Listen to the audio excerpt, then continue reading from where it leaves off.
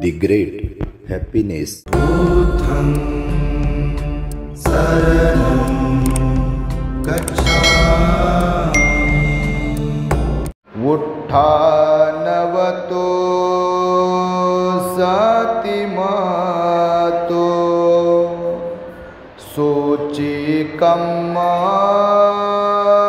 शनिसम्मकारिणो संयतस्य च धम्मजीविनो अपमत्तस्य यशोभिवर्धति।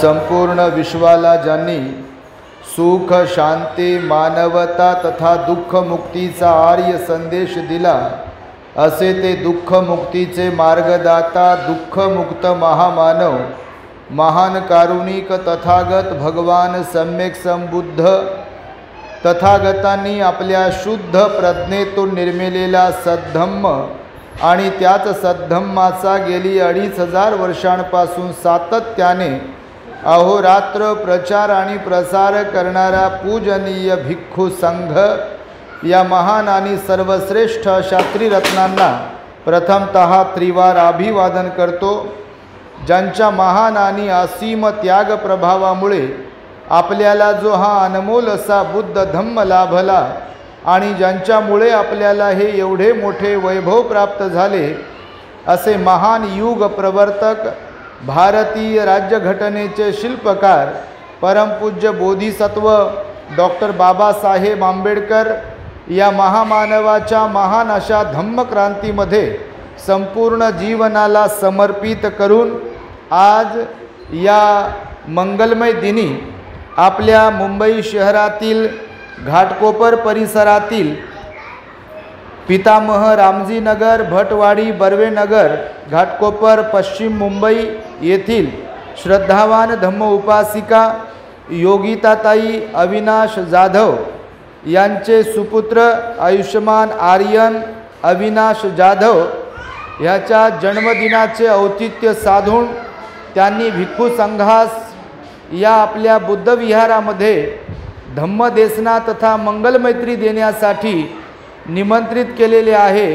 तेव्हा माझ्या समवेत उपस्थित असलेले प्युरिटी ऑफ माइंड या यूट्यूब चॅनलचे संचालक पूजनीय भिक्खू धम्मबोधीजी थेरो, सर्च रिसर्च या यूट्यूब चॅनलचे संचालक पूजनीय भिक्खू यण धम्मानंदजी थेरो, संपूर्ण जाधव परिवार आणि आपल्या रामजी पिता नगरातील भटवाडी परिसरातील सर्व श्रद्धावान उपासक उपासिका बालक तथा बालिकांनो, तद्वतच दी ग्रेट हॅपीनेस या आपल्या यूट्यूब चॅनलचे सर्वच दर्शक, सर्वप्रथम तुम्हा सर्वांच्या प्रती मंगलमैत्री सद्भावना व्यक्त करतो आणि आपणा सर्वांच्या दुःखमुक्तीकरिता 2600 वर्षांपूर्वी तथागत भगवान बुद्धांद्वारा शिकविलेल्या धम्मोपदेशास प्रारंभ करतो। आपण सर्वांनी शांत एकाग्र आणि श्रद्धायुक्त चित्ताद्वारे या अनमोल बुद्धवाणीला आपल्या हित सुखाकरिता श्रवण करावे, ग्रहण करावे। आज आर्यन बाळाचा जन्मदिवस आहे, तेव्हा सर्वप्रथम आपण सर्वांनी त्याला आशीर्वाद म्हणून शुभेच्छा म्हणून टाळ्यांच्या गजरांमध्ये त्याला विश करावे।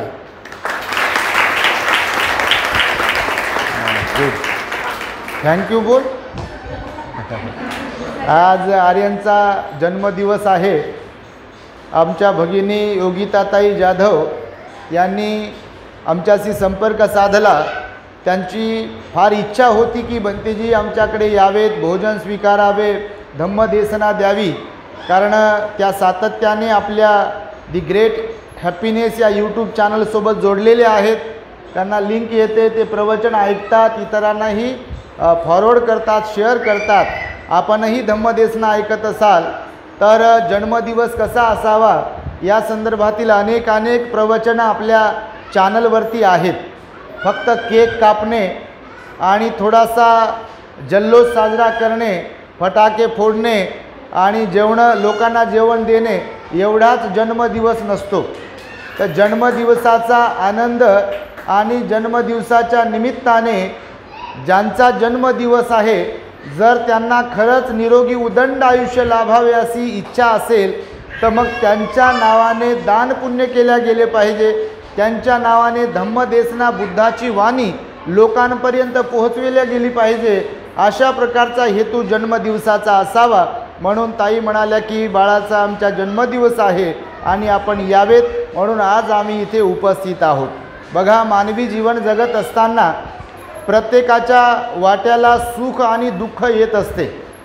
ताई आत्ता सांगत होत्या 2017ला त्यांच्याकडे काहीच नव्हतं, गावाकडून आल्या, अत्यंत हलाखीची परिस्थिती आणि पती मरण पावतो, पतीच्या माघारी लेकरांना शिकवणं, त्यांना चांगले संस्कार देणं, हा संपूर्ण जो काही आधार आहे तो त्यांनी आपल्या मुलांच्या संदर्भामध्ये निभावण्याचं ते काम करतात। विशेषतः त्या काही कुठं फार चांगल्या ठिकाणी नोकरीला नाही आहे, हे तुम्हा सर्वांना माहिती आहे। अत्यंत गरिबीच्या जीवनामध्ये, अत्यंत हलाखीच्या परिस्थितीमध्ये राहून कामं करून, घरकामं करून आपली श्रद्धा मात्र कायम ठेवली, नाही तर गरीब तर भरपूर लोक असतात आणि त्या गरिबीमुळे ते स्वतः इतरांना दुःखच सांगतात की आम्ही गरीब आहोत, आमच्याकडे काहीच नाही आहे वगैरे वगैरे। मग इकडे जाऊन हात जोड, तिकडे जाऊन हात जोड, याला काय कर, त्याला काय कर, कुणाचा उपवास धर, याने बरं होईल का, त्याने बरं होईल का। पण ताई, योगिता ताई त्यांच्यापैकी नाही आहेत आणि घरकाम करीत असताना देखील त्यांची त्रिरत्नांवर, बाबासाहेबांच्या विचारांवरती एकनिष्ठ श्रद्धा आहे आणि म्हणूनच त्यांची इच्छा झाली की भंतेजींना बोलवावं धम्मदेसना श्रवण करण्यासाठी, त्यांना भोजन, चिवर आदी दान देण्यासाठी भंतेजींना निमंत्रित करावं। म्हणून त्यांनी बघा या शुद्ध हेतूने इथे आम्हाला बोलावलं आहे। तेव्हा त्यांच्यासाठी सुद्धा त्यांचं अभिनंदन म्हणून टाळ्यांच्या गजरांमध्ये त्यांचं आपण स्वागत करावं। खरं तर अशा भगिनी घराघरात तयार झाल्या पाहिजे, धार्मिक, बाबासाहेबांना अभिप्रेत, नाही का, बुद्ध धम्म संघावरती श्रद्धा असणाऱ्या।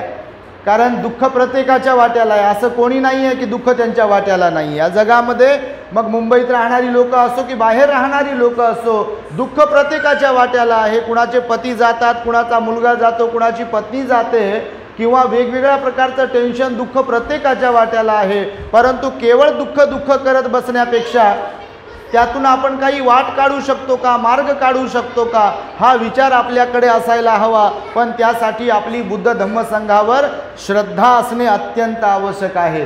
भगवंताच्या काळामध्ये बघा, पटाचार्यसारख्या स्त्रिया होऊन गेल्या। आपल्या चॅनलवरती मी नेहमीच उदाहरणं देत असतो। तुम्ही पटाचार्यचा जर इतिहास वाचला, ऐकला, तर त्या पटाचारा नावाची सुंदर अशी स्त्री, जिचा विवाह झाला एका तरुणाबरोबर, तिचा एकाच दिवशी पती मृत्युमुखी पडतो सर्पदंशाने।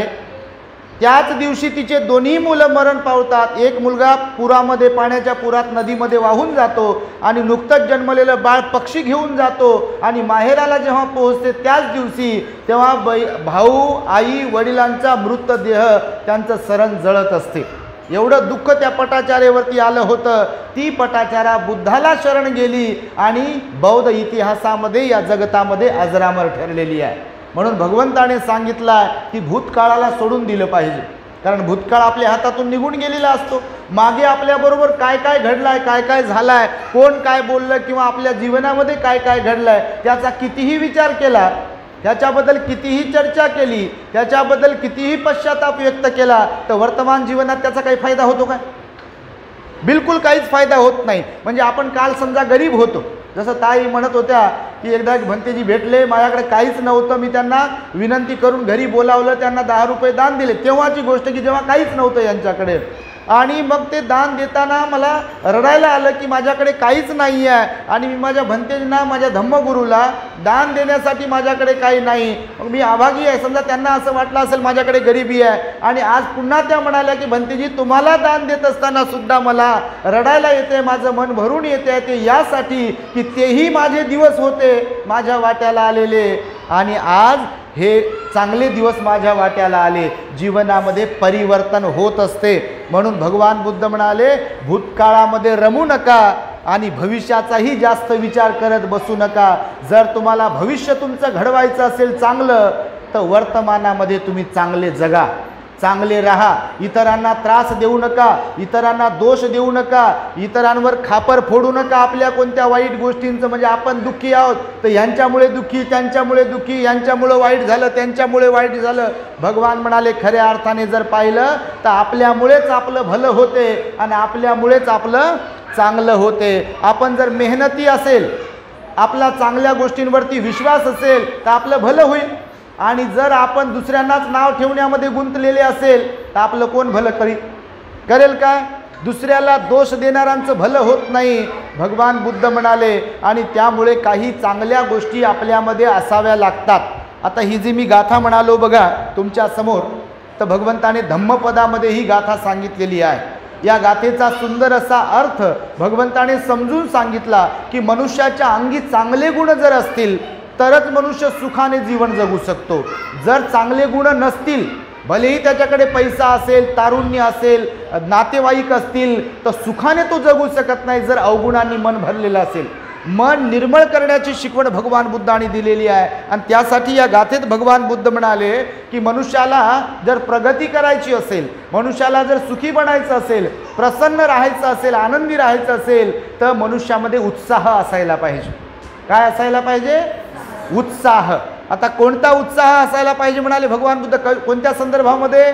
तर कुशल कर्म करण्यासाठीचा उत्साह असायला पाहिजे. कुशल कर्म म्हणजे पुण्यकर्म, चांगले कर्म करण्यासाठीचा उत्साह असला पाहिजे. जसं की आता ताई घरकाम करतात पण त्यांच्यात उत्साह संचारला प्रवचन ऐकून, भंतेजींच्या धम्मदेशना ऐकून की मी पण भंतेजींना बोलावलं पाहिजे, मी पण चिवरदान दिलं पाहिजे, मी पण भोजनदान दिलं पाहिजे, मी पण लोकांना संधी दिली पाहिजे भंतेजींची धम्मदेशना ऐकण्यासाठी. हा उत्साह जर संचारला नसता, हा उत्साह जर त्यांच्या मनात निर्माण झाला नसता, तर त्यांना कोण रोखलं असतं घरच्या घरीच आर्यांचा बड्डे करायला? रोखला असतं का कोणी? केक आणला असता एखाद्या किलोचा? नाही का? बघा करतच नाही म्हणते मी. म्हणजे हे पुण्य आहे हे लक्षात आलं पाहिजे. आणि खरंच लेकरांचे बड्डे असे केले पाहिजे, कारण त्यांच्यासाठी जर पुण्य करायचं आहे, त्यांच्या जीवनामध्ये भविष्यामध्ये त्यांना चांगले दिवस यावेत, त्यांच्यावर चांगले संस्कार व्हावेत, त्यांना बुद्ध धम्म समजावा असं जर आपल्याला वाटत असेल तर हा योग्य बड्डे आहे लेकरांच्या साठी. आणि त्यामुळे भगवान बुद्ध म्हणाले उत्साह असला पाहिजे मनुष्यामध्ये आपल्यातल्या वाईट गुणांना काढून टाकण्यासाठीचा आणि चांगल्या गुणांचं वृद्धी करण्याचा उत्साह असला पाहिजे. नाही तर भगवान बुद्ध म्हणाले काही काही लोक असे असतात बघा, मी नेहमी सांगतो स्वभाव मनुष्याने बदलला पाहिजे, पुरुष असो की स्त्री असो, स्वभाव बदलला पाहिजे. नाही तर सुंब जळते पण पीळ कायम राहते, अशा स्वभावाचे काही काही लोक असतात बघा. कायम एकाच स्वभावात राहतात. रागीट स्वभाव तर रागीटच स्वभाव, चिडचिड करायचा स्वभाव तर चिडचिडेच करायचा स्वभाव, दुसऱ्याला नाव ठेवण्याचं, दुसऱ्याला पाहून नाकवाकडं करण्याचा स्वभाव तर तोच स्वभाव, दुसऱ्याचं उन्ह धुणं काढायचं तर तोच स्वभाव, दुसऱ्याचं लुबाडून खायचं तोच स्वभाव, किंवा कुणाला मदत करण्याचा स्वभाव तर मदत करण्याचा स्वभाव. भगवान बुद्ध म्हणाले आपला स्वभाव चांगला बनविण्यासाठीचा उत्साह आपल्यात असला पाहिजे. त्यासाठी जगातल्या चांगल्या लोकांकडे आपण पाहिलं पाहिजे. आपण ज्यांच्याकडे पाहतो, ज्यांचे आदर्श आपण घेत असतो, आपण तसेच बनत असतो. बघा तुम्ही आता मुंबईतल्या एकंदरीत वातावरणाचा जर विचार केला, वागण्याचा, बोलण्याचा, सगळ्या गोष्टीचा, तर चित्रपटांचा, सिरियलचा मोठा प्रभाव आहे इथच्या लोकांवर. आहे का नाही? आता तुम्हालाच माहिती आहे की नाही? बघा मुलं असतील, मुली असतील किंवा लोक असतील तर त्यांच्या जीवनामध्ये प्रभाव आहे कसा? श्रीमंतांचे लोक जसे राहतात, जसे कपडे वस्त्र परिधान करतात किंवा जशा पद्धतीचं जीवन जगतात, तर बहुतेकांना तसंच वाटते की आमच्याकडे जरी काही नसेल तर आम्ही हिरोईन सारखी दिसलो पाहिजे, आम्ही हिरो सारखे दिसलो पाहिजे, आणि सगळ्या गोष्टी, चांगल्या गोष्टी बिलकुल घेतल्या पाहिजे, पण ज्या वाईट गोष्टी आहे त्या कोणाकडूनही नाही घेतल्या पाहिजे. म्हणजे चांगले आपल्या जवळचे जरी लोक असतील, भगवान बुद्ध म्हणाले, आणि त्यांच्यात जर अवगुण असतील तर ते अवगुण आपण बिलकुल घेता कामा नये. आणि आपल्या दूरचे जरी लोक असतील, ज्यांना आपण दुश्मन समजतो, आणि त्यांच्यात जर काही चांगल्या गोष्टी असतील तर त्या आपल्याला घेता आल्या पाहिजे. म्हणजे योग्य काय, अयोग्य काय हे आपल्याला समजणं अत्यंत आवश्यक आहे. कारण एकदा वेळ निघून गेली की पश्चातापाशिवाय आपल्या वाट्याला दुसरं काही येऊ शकत नाही. आणि जीवन फार शॉर्ट आहे बघ, तुम्हाला सांगतो. आत्ताचं तर सध्याचं जीवन फार छोटंसं जीवन आहे. आपला कुणाचा कधी नंबर लागेल सांगता येते काय? लहान लेकरंही जाऊ शकतात, तरुण मुलं मुलीही जाऊ शकतात, लग्नाच्या अगोदरही जाऊ शकतात, लग्नाच्या नंतरही जाऊ शकतात, मध्यवयाचे असतानाही जाऊ शकतात आणि म्हातारपणाचे असताना जाऊ शकतात, गरिबीतही मरतात आणि श्रीमंतातही मरतात. म्हणून भगवान बुद्ध म्हणाले आपल्यामध्ये चांगलं बनण्यासाठीचा उत्साह असायला पाहिजे. कारण चांगलं बनण्याचा उत्साह जर आपल्यात असेल तर आपण आपल्यासह आपल्या मुलाबाळांना चांगलं बनवू शकतो. मी नेहमी सांगतो, मायबाप जर चांगले असतील तर लेकरं चांगले, आणि मायबापच ध्यानावर नसतील तर लेकरं काय मशीनमधून काढून आणावं का चांगले? जसे तुम्ही कपडे मशीनमधून धुवून घेता, बरोबर की नाही? आता कपडे धुण्यासाठी मशीन आहे, आता ही फरशी पुसण्यासाठी पण मशीन आहे, आता पोळ्या बनविण्यासाठी पण मशीन निघाली आहे, वेगवेगळ्या मशीन आहेत काम करण्यासाठी. किंवा कंपनीत तुम्ही जात असाल तर कंपनीमध्ये मशीन वगैरे असते, ती मशीन काम करते माणसाचं.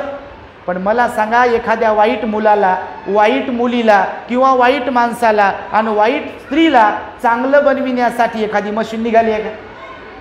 आहे का? घाटकोपरला कुठेतरी भटवाडीमध्ये किंवा अंधेरीला साकेनाक्याला कुठेतरी किंवा CSTला वगैरे अशी मशीन आहे. आपण किती वाईट असलो किंवा आपले मुलं बिलं बिघडले असले, मुली वगैरे बिघडलेल्या असल्या की CSTला न्यायचं आणि महापालिकेच्या बिल्डिंगच्या पलीकडे एक कारखाना आहे, कंपनी आहे, आणि त्या कंपनीमध्ये त्या पोराला, पोरीला, माणसाला, बाईला टाकायचं. जे काही अवगुण त्यांना चिपकलेले असतील ते सगळी मशीन अवगुण काढून टाकते आणि चांगलं बनवते. आहे का अशी मशीन? आहे का अशी कंपनी? नाही आहे. तर हे सर्वस्वी आपल्यावर अवलंबून आहे. आपल्याला कसं बनवायचं ते आपल्यावर अवलंबून आहे. आपण जर ठरवलं चांगलं बनायचं आहे तर चांगले प्रयत्न आपले असले पाहिजे, बरोबर की नाही? धार्मिक बनायचं आहे तर विहाराकडे पाय आपले वळले पाहिजे, मुला बाळांना घेऊन विहारात आलो पाहिजे, वंदना केली पाहिजे. जर चांगलं बनायचं आहे तर बुद्ध धम्म संघावर आपली श्रद्धा असली पाहिजे, पंचशील पालन केलं पाहिजे, 8 दिवसाला उपवास पालन केलं पाहिजे, बाबासाहेबांच्या 22 प्रतिज्ञा पाळल्या पाहिजे. आणि जर हे करत नसेल तर मानवी मनाचा स्वभाव असा आहे की चांगलं जर तुम्ही घेतलं नाही जगातलं तर ॲटोमॅटिकली वाईट चिपकते आपल्याला. माहिती आहे तुम्ही, मनाचा स्वभाव असाच आहे. मन हे मच्छरासारखं आहे. मन कशासारखं आहे? मच्छरासारखं. कारण मनाला फार कमी वेळा आणि फार क्वचित वेळा असं वाटते की आपण चांगलं बोलावं, चांगला विचार करावा, चांगलं वागावं, चांगले कामं करावे. बहुतेक वेळा रागामध्ये, द्वेषामध्ये आणि लोभामध्ये जीवन जाते आणि त्या रागामुळे, लोभामुळे आणि द्वेषामुळे आपलं जीवन उद्ध्वस्त होते. म्हणून मी नेहमी सांगतो आहे की आई वडील चांगले पाहिजे. चांगले म्हणजे कसे? तर मेकअप बिकअप केलेले नाही. चांगले म्हणाल तुम्ही तर तिकडेच जाल तुम्ही. चांगले म्हणजे बा तुम्हाला वाटेल मेकअप वगैरे केलेले काय, तर मेकअप वगैरे तुम्ही करत असाल तर तुम्ही गृहस्थ आहात तर ठीक आहे, चांगलं घर असले तर चांगलीच गोष्ट आहे. पण चांगले म्हणजे मनाने, स्वभावाने. आई वडील स्वभावाने चांगले असतील तर मुलं चांगले निघतील. पण आई वडील मला पाहन फुलं वाहा जर असतील तर मुलं निघतील का चांगले? निघणार नाही चांगले. आणि त्यामुळे उत्साह असला पाहिजे असं भगवंताने सांगितलं. दुसरा एक गुण सांगितला, मनुष्याने सदैव जागृत असायला पाहिजे. काय असायला पाहिजे? जागरूक असायला पाहिजे, सावध असायला पाहिजे. कोणत्या बाबतीमध्ये सावध असायला पाहिजे? माझ्याकडून कोणतंही अकुशल कर्म घडणार नाही, माझ्याकडून कोणतं पापकर्म घडणार नाही, माझ्याकडून कुणाला त्रास होणार नाही, माझ्यामुळे कुणाच्या डोळ्यांमध्ये अश्रू येणार नाही, ह्याची दक्षता बाळगता आली पाहिजे. नाहीतर आपल्यामुळे दुसऱ्यांना त्रास होत असेल, आपलं मन सावध नसेल तर भगवान बुद्ध म्हणाले आपलं मन कधी स्वतःला वाईट बनवेल, आपण कधी अकुशल कर्म करायला लागू, आपण कधी वाईट मार्गावर जाऊ हे सांगता येत नाही. त्यामुळे सदैव जागृत राहावं आणि जागृत राहण्यासाठी आपल्याला ध्यान करावं लागते. बघा, तुम्हाला माहीत असेल नसेल, ध्यान हे अत्यंत आवश्यक आहे.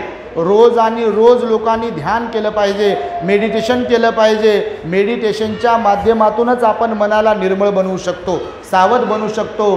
केवळ आपल्याला ज्ञान किती आहे हे पुरेसं नाही आहे. केवळ ज्ञान पुरेसं नाही, ज्ञान तर आपल्याला भरपूर असते ना.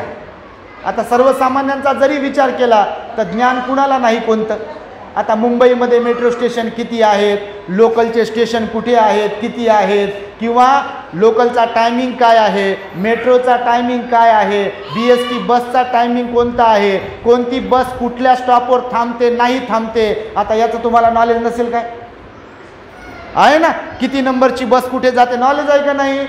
पण ठराविक प्रकारचं नॉलेज असेल म्हणजे आपल्याला सर्वच माहिती आहे किंवा आपण सुखीच असू असा काही गोष्ट नाही आहे. तर आपल्याला चांगल्या गोष्टीचं ज्ञान माहीत असायला पाहिजे. चांगल्या गोष्टी कोणत्या? तर या वाणीने कसं बोलायचं आहे याचं ज्ञान असायला पाहिजे. ह्या मनाने कसा विचार करायचा आहे ह्याचं ज्ञान असायला पाहिजे. आणि या शरीराने कोणते कर्म करायचं आहे ह्याचं ज्ञान असायला पाहिजे. ज्ञान कोणतं असावं ह्या संदर्भातील भगवंताने अनेक उपदेश दिले. म्हणून सदैव जागृत राहावं असं भगवंताने सांगितलं. भगवान बुद्ध म्हणाले सत्कर्म आपण सदैव केले पाहिजे. कोणते कर्म केले पाहिजे? सदैव सत्कर्म. सत्कर्म म्हणजे पुण्यकर्म, कुशल कर्म, म्हणजे काया वाचा मनाने जे जे काही आपण कर्म करतो ते सत्कर्म असायला पाहिजे, कुशल कर्म असायला पाहिजे. जसं भगवंताने सांगितलं बघा, हिंसा करू नये, चोरी करू नये, व्यभिचार करू नये, खोटं बोलू नये, चहाडी चुगली करू नये, व्यर्थ बडबड करू नये, शिवीगाळीची भाषा बोलू नये, दारू गांजा बिडी तंबाखूचं सेवन करू नये, इतरांना त्रास देऊ नये, इतरांना रडवू नये, आपल्या समान सर्वांना समजून वागावं बोलावं, अशा प्रकारचा भगवंताचा उपदेश आहे. आपण जगाला जे देतो आपल्याला परत तेच मिळते. आज ना उद्या, उद्या ना परवा. म्हणून कोणाची लबाडी करण्यात अर्थ नसतो, लोकांना त्रास देण्यात अर्थ नसतो. जरी त्रास देताना परेशान करताना तेवढ्यापुरतं गोड वाटते लोकांना कधी कधी, पण जेव्हा कर्माचं फळ भोगायला मिळते तेव्हा वेळ निघून गेलेली असते म्हणाले भगवान बुद्ध. जसं मग साप निघून गेल्यावर त्या फरकांडीला मारण्यात काय अर्थ असतो काय? बिलकुल काही अर्थ नसतो. म्हणून प्रामाणिकपणे आपण वागलो पाहिजे. आपली प्रगती जर करायची आहे तर कुणालाही आपण त्रास देता कामा नये. त्यासाठी हे गुण आपल्यामध्ये असायला पाहिजे असं भगवंताने सांगितलं आहे. चौथा पॉईंट भगवंत म्हणाले मनुष्याने संयमशील असावे. कसे असावे? संयमशील. आता बऱ्याच ठिकाणी आपल्या कार्यक्रमात गेलं की लोकांना म्हणावं लागते शांत बसा, शांत बसा. हालाकी हे प्राथमिक ज्ञान आहे. समजायला पाहिजे आपण कुठे बसलेलो आहोत. बरोबर की नाही? कॉमन सेन्स समजते तुम्हाला? व्यवहारात शब्द वापरतो बघा मनुष्य, कॉमन सेन्स असायला पाहिजे माणसाला. प्राथमिक ज्ञान असायला पाहिजे की नेमकं आपण कुठे आहोत आणि तिथे आपलं वर्तन कसं असावं. समजा आता विहाराच्या बाहेर आपण असेल, एखाद्या कार्यक्रमात नसेल, घरी असेल, तर तिथे अवांतर काही बोलत असाल तर गोष्ट वेगळी. पण विहारात आल्यावर जर बडबड होत असेल तर मग कॉमन सेन्स आहे का? ध्यान साधना सुरू आहे, केंद्रावर आपण गेलेलो आहे आणि तिथे जर आपण बडबड करत असेल तर कॉमन सेन्स आहे का?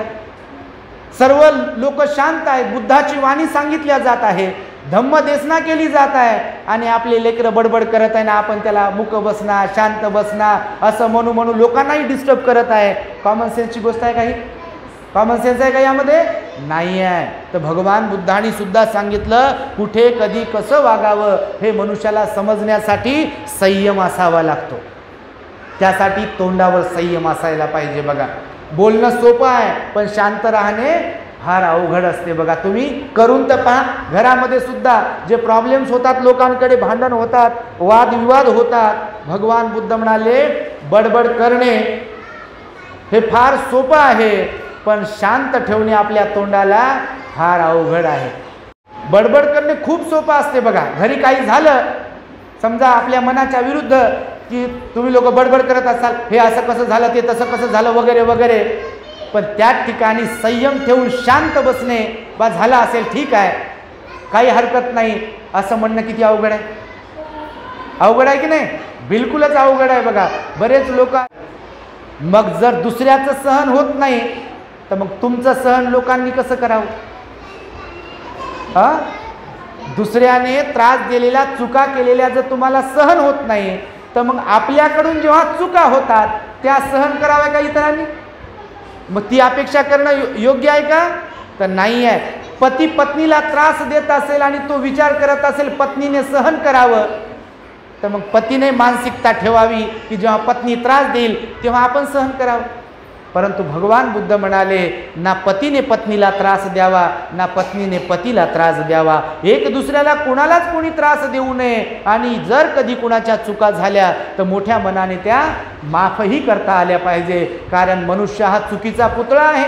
दुसरे चुकतात याचा अर्थ असा नाही की दुसरे चुकतात, आपणही चुकत असतो, पण आपलं लक्ष दुसऱ्यांच्या चुकांवर असते, आपल्या चुकांवर लक्ष नसते. आणि सुधारणा तेव्हाच होईल जेव्हा आपल्या चुका आपल्याला दिसतील, समजतील आणि त्याच्यात सुधारणा घडवून आणू, तेव्हा आपल्या जीवनात सुख शांती नांदेल. म्हणून भगवंतानं सांगितलं की आपण संयमशील असलो पाहिजे. हा 5वा मुद्दा भगवंताने मांडलेला आहे. त्यामुळे जीवन हे खूप चांगलं आहे. कुणालाही त्रास न देता आपल्याला जगता आलं पाहिजे. आणि त्यामुळे आर्यन बाळाच्या जन्मदिवसाच्या निमित्ताने योगिताताई जाधव यांनी आम्हाला इथे बोलावलेलं आहे. बघा, नेहमीच वेगवेगळ्या विषयांवरती आम्ही प्रवचन देत असतो. आता ही भटवाडी आहे.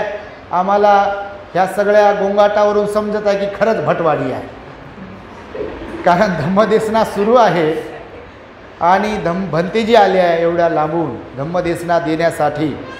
त्यामुळे आपण समजून घेतलं पाहिजे माहोल कोणता आहे, काय आहे.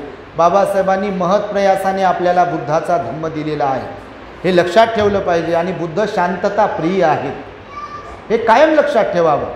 बुद्ध शांतता प्रिय असतात आणि बुद्धाची वाणी पुन्हा पुन्हा ऐकायला मिळत नाही. इथे तुम्हाला गाणी ऐकायला मिळतील, इथे तुम्हाला भाषणं ऐकायला मिळतील, इथे तुम्हाला जेवायला मिळेल, पंक्ती उठतील इथे, पण धम्मदेसना पुन्हा पुन्हा मिळत नसते. धम्मदेसनेचे दुर्मिळ क्षण असतात आणि भिक्खू संघाचं दर्शनसुद्धा सहज होत नाही. होते का सहज दर्शन? आणि विशेषतः मुंबईमध्ये तर होतच नाही आहे. होते? बिलकुल होत नाही. आणि भगवंतानं सांगितलं भिक्खू संघाचं दर्शन होणं ही मोठी दुर्मिळ गोष्ट असते.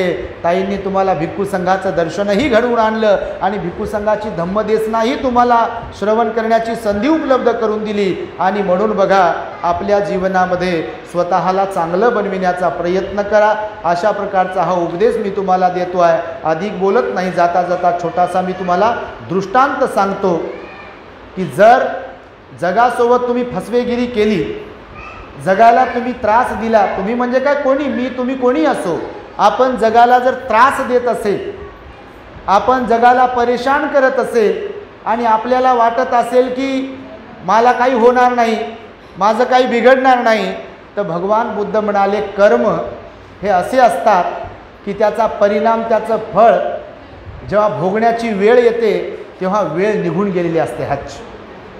बघा तुम्ही. आणि त्यामुळे एकदा एक तलाव होता जंगलामध्ये. त्या तलावामध्ये मासे होते, खेकडे होते आणि त्या तलावाच्या काठावर एक बगळा रोज येत असे मासे खाण्यासाठी.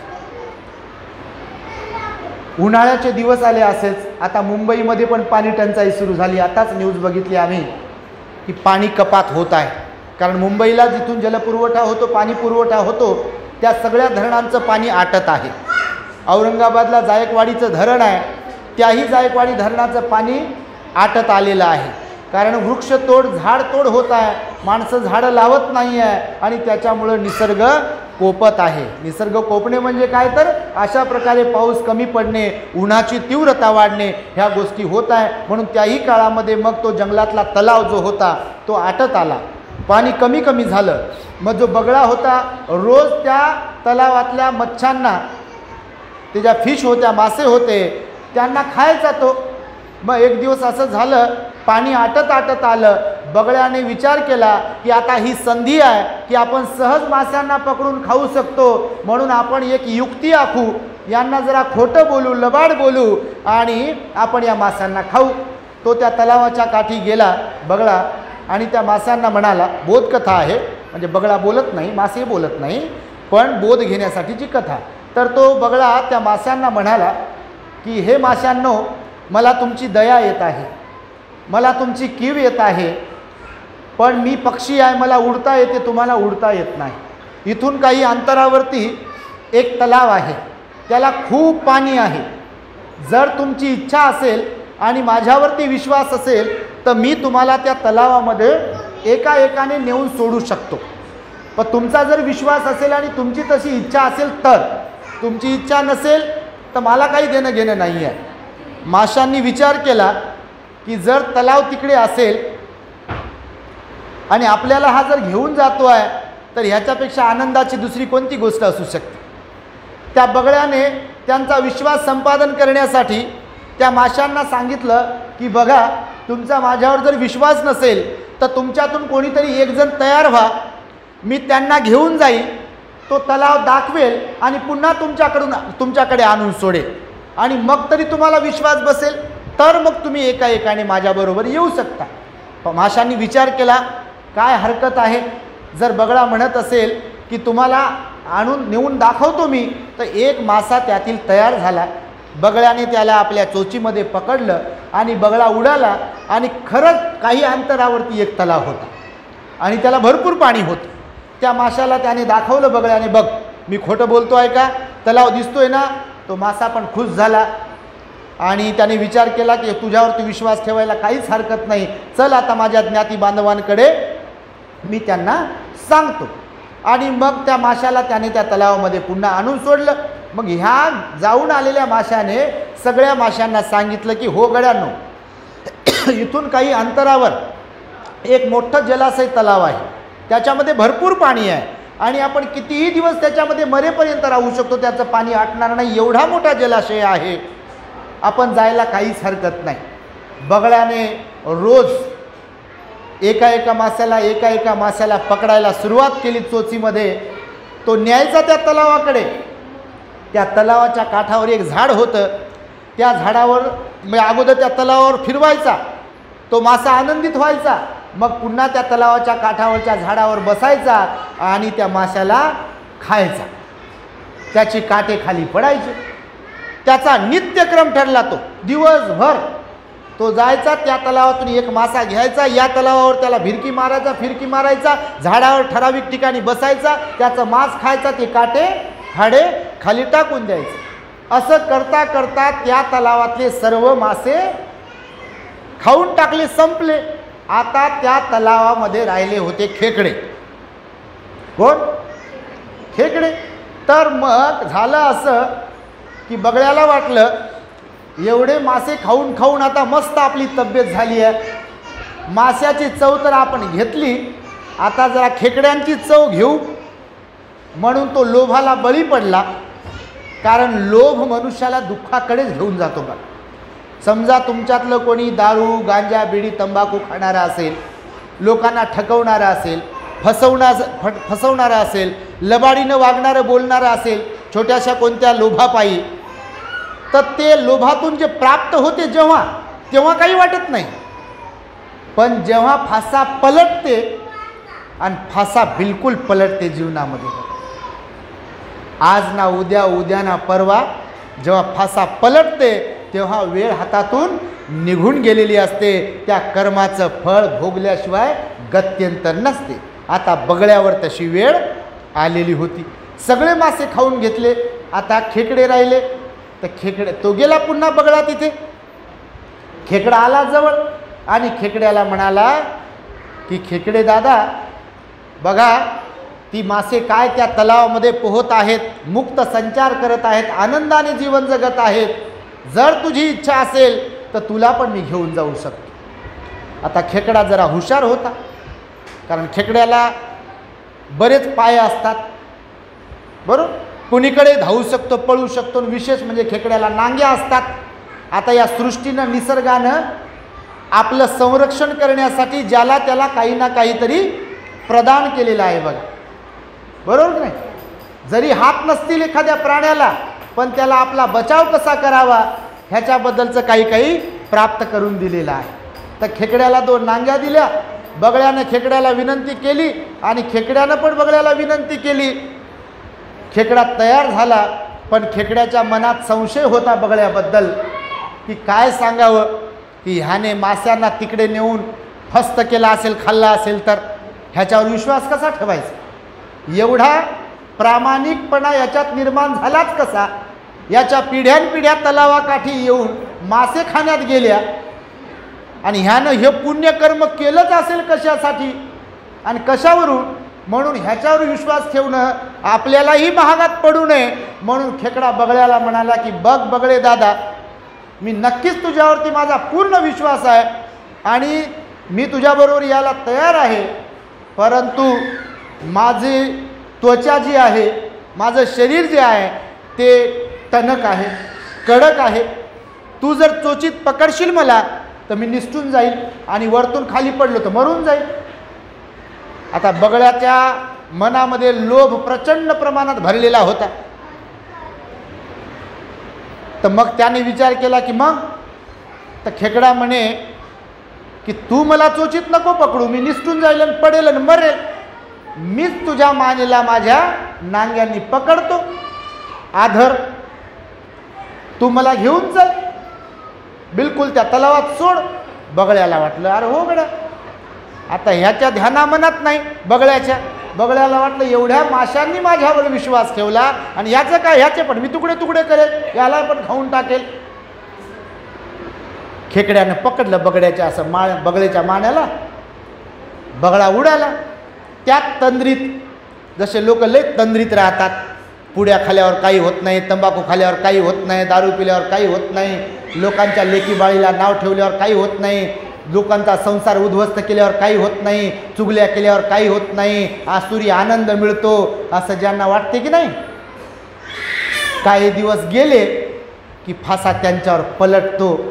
दुसऱ्याच्या लेकीला वाईट दिवस यावेत असं ज्यांना कुणाला वाटते, तर एक दिवस त्यांच्या लेकीवर वाईट वेळ येते, तेव्हा मग रडत बसतात लोक. दुसऱ्यांच्या मुलाबाळांचं वाईट व्हावं आणि वाईटच व्हावं किंवा वाईट होण्यासाठी कोण काम करत असेल तर एक दिवस येते आपल्या मुलाचं वाईट होते आणि तेव्हा वेळ निघून गेलेली असते. दुसऱ्याला कोणी तुच्छ लेखत असेल, दुसऱ्याला कोणी रडवत असेल, परेशान करत असेल, त्रास देत असेल तर एक दिवस वेळ येते, आपल्या डोळ्यात अश्रू येतात, आपल्याला परेशानी होते, पण तेव्हा वेळ निघून गेलेली असते. म्हणून भगवान बुद्ध म्हणाले आपल्या समान सर्वांना समजलं पाहिजे, कुणाला दुखवलं नाही पाहिजे, कुणाला त्रास दिला नाही पाहिजे.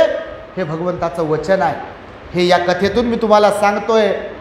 खेकडा पकडतो बगळ्याच्या मानेला, बगळा उडतो, त्या तलावावर एक घिरकी घालतो आणि पुन्हा त्या झाडाच्या फांदीवर येऊन बसतो आणि खेकड्याला म्हणतो की हे वेड्या खेकड्या, काय म्हणतो, हे वेड्या खेकड्या, खाली जरा बघ, त्या तलावातल्या सगळ्या माशा मी फस्त केलेल्या आहेत, तू पण मूर्ख ठरला आणि मला घेऊन आला. म्हणजे तुला घेऊन आलो असं म्हणत होता.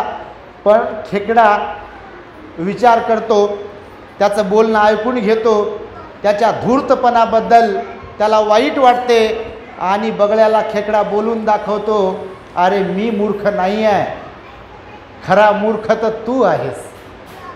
बगळा म्हणतो कसं काय, मला खाऊन तर दाखव. काय बोलतो खेकडा, मला खाऊन दाखव. तू मला खाण्याचा प्रयत्न जरी करशील, मान जरी माझ्याकडे झुकवशील, तर तुझी मान माझ्या मुठीमध्ये आहे, माझ्या नांग्यांमध्ये आहे. आणि त्यामुळे दुसऱ्याला मूर्ख समजण्याचा जो तू प्रयत्न केला तो तुझा मूर्खपणा तुझ्या आता अंगलट आला. जसे माशांचे तू तुकडे केले, त्यांचा जीव घेतला, आता मी तुझा जीव घेतल्याशिवाय राहणार नाही. मग बगळा गयावया करू लागला, माझ्याकडून चूक झाली, असं झालं तसं झालं, मला माफ कर. तर तो खेकडा म्हणतो की हरकत नाही, मला तू त्या तलावामध्ये नेऊन सोड आणि मग तुला माफ करतो. बगळ्याला वाटलं बरं झालं, जमला कार्यक्रम. आणि बगळा पुन्हा उडाला, त्या तलावाच्या तिथे गेला, पाण्याच्या तिथे.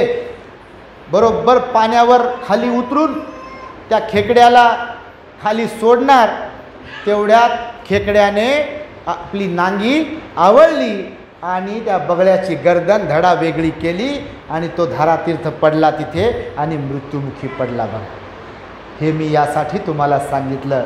भगवंताचं वचन आहे आपल्या 2600 वर्षांपूर्वीच. बाबासाहेबांनी उगीच बुद्ध दिला नाही आपल्याला रिकामाच. तसं तर शिक्षणाची संधी उपलब्ध करून दिली. गावाकडून शहरात आणलं बाबासाहेबांनी आपल्याला. 4 मुलं गेली आपल्या बाबासाहेबांची. रमाईचा मृत्यू झाला, गंगाधर गेला, इंदू गेली, रमेश गेला, राजरत्न गेला बाबासाहेबांचा आपल्यासाठी. आपल्या लेकरांवर वाईट वेळ येऊ नये, आपल्या लोकांवर वाईट वेळ येऊ नये यासाठी बाबासाहेबांनी प्रामाणिकपणे आपलं संपूर्ण जीवन कुर्बान केलं आणि आपल्या लोकांच्याबद्दल विचार केला. मी संविधानात्मक तरतुदी करून माझ्या समाजातील लोकांना स्कॉलरशिप तर देतोच यांच्या लेकरांना.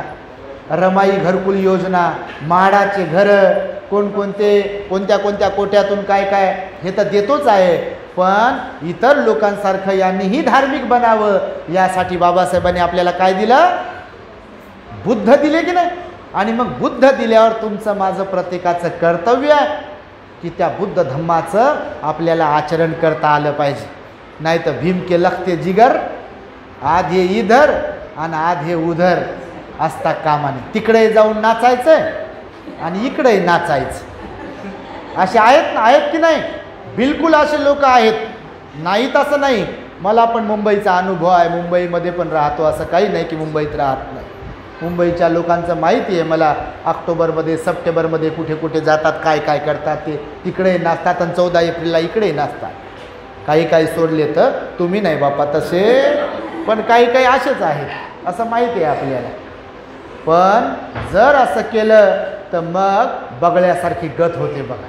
खायचं बाबासाहेबांचं आणि गायचं जर दुसऱ्याचं म्हणत असाल तुम्ही तर कर्म माफ करतील का आपले? ज्यांनी आपल्यासाठी एवढा त्याग केला, ज्यांनी आपल्यासाठी आपल्या पोटचे गोळे जाऊ दिले, त्यांना जर बेईमान होत असेल, त्यांनी दिलेल्या बुद्ध धम्माच्या विरोधात वागत असेल, त्यांनी दिलेल्या 22 प्रतिज्ञा पाळत नसेल, त्यांनी दिलेल्या बुद्धांनी सांगितलेलं पंचशील पाळत नसेल, त्यांनी सांगितलं की रविवारी किंवा रोज जवळ विहार असेल तर कुटुंबासह विहारात जा, त्यांचं ऐकत नसेल तर मला सांगा त्यांच्याशी बेईमानी आहे की नाही? मग आहे का ना बेईमानी? मग बेईमानी केल्यावर त्या कर्माचं फळ चांगलं मिळेल की वाईट मिळेल? मिळेल की नाही? तुम्ही म्हणालात वाईट किंवा चांगलं म्हणालात त्याचा संबंध नाही. आपलं आचरण जसं असेल त्याचा बिलकुल तसा परिणाम प्राप्त होतो. आणि म्हणून ताईंनी आम्हाला, योगिता ताईंनी ह्या धम्म सांगण्यासाठीच इथे बोलावलं आणि त्यांच्यामुळे मी विशेष रूपाने मी त्यांच्याप्रती मंगलमैत्री व्यक्त करतो. आर्यन बाळ बघा इथं शांत बसला, त्याचा जन्मदिवस आहे आणि खरं तर हे सर्वस्वी पुण्य त्याचं आहे. हे जे काही भिक्षू संघाला चिवरदान दिल्या जात आहे, आर्थिक दान दिल्या जात आहे, हे संपूर्ण पुण्य आर्यन बाळाच्या निरोगी उदंड आयुष्यासाठी लाभदायक ठरो. ताईची खूप प्रगती हो, त्यांचा सर्वांगीण विकास होत राहो आणि त्यांची बुद्ध धम्म संघावर असलेली श्रद्धा ही कायम वृद्धिंगत होत राहो. त्यांचे मुलं खूप चांगले निघो, आरुष आणि आर्यन दोन्हीही मुलं खूप चांगले निघो. आणि तुम्ही सगळ्या महिला म्हणजे ज्या बुद्ध धम्मापासून आचरणापासून अलिप्त आहेत त्यांची गोष्ट, त्यांनी ताईपासून आदर्श घेऊ आणि त्यांनीसुद्धा बुद्ध धम्माचं आचरण करो, विहारात येत राहो, असं दानपुण्य करत राहो. आणि आपलं the great happiness YouTube channel आहे, या आपल्या भंतेजींचं प्युरिटी ऑफ माइंड नावाचं यूट्यूब चॅनल आहे, त्या भंतेजींचं सर्च रिसर्च नावाचं यूट्यूब चॅनल आहे. तुमच्याकडे मोबाईल दिले ना बाबासाहेबांनी चांगले तर त्याच्यामध्ये यूट्यूब आहे. तर यूट्यूबवरून नको ते गाणे, नको ते सिरियल, नको ते व्हिडिओज, चित्रपट, मालिका पाहण्यापेक्षा आपला ब्रेन वॉश करण्यासाठी, आपला बुद्ध धम्म काय आहे हे समजून घेण्यासाठी, बाबासाहेबांचं कार्य, कर्तृत्व, बुद्ध धम्माची श्रद्धा, धार्मिकता काय आहे हे माहीत करून घेण्यासाठी तुम्ही यूट्यूब चॅनलवर जा. सर्चचं जे ऑप्शन आहे त्यावरती सर्च करा दी ग्रेट हॅपीनेस. तुम्हाला आपलं चॅनल ओपन झालेलं दिसेल, त्याला सबस्क्राईब करा, ऑल नोटिफिकेशन ऑन करा आणि जेवढे काही प्रवचनं आहेत ते घरामध्ये टी व्हीला कनेक्ट करून किंवा मोबाईलवरती ऐकत राहा परिवारासह आणि इतरांनाही पाठवत राहा आणि धम्माच्या प्रचार प्रसारामध्ये सहाय्यक बनून महान पुण्य संपादन कराल अशी अपेक्षा व्यक्त करतो आणि माझ्या शब्दांना मी इथे पूर्णविराम देतो. भवतु सब मंगलम रक्षन्तु सब देवता सब बुद्धानुभावेन सदा सुखी भवन्तु ते. भवतु सब मंगलम रक्षन्तु सब देवता सब धम्मानुभावेन सदा सुखी भवन्तु ते. भवतु सब मंगलम रक्षन्तु सब देवता सब संघानुभावेन सदा सुखी भवन्तु ते. बोला साधू साधू. बुद्धं नमामि, धम्मं नमामि, संघं नमामि. The great happiness. बुद्धं शरणं गच्छामि.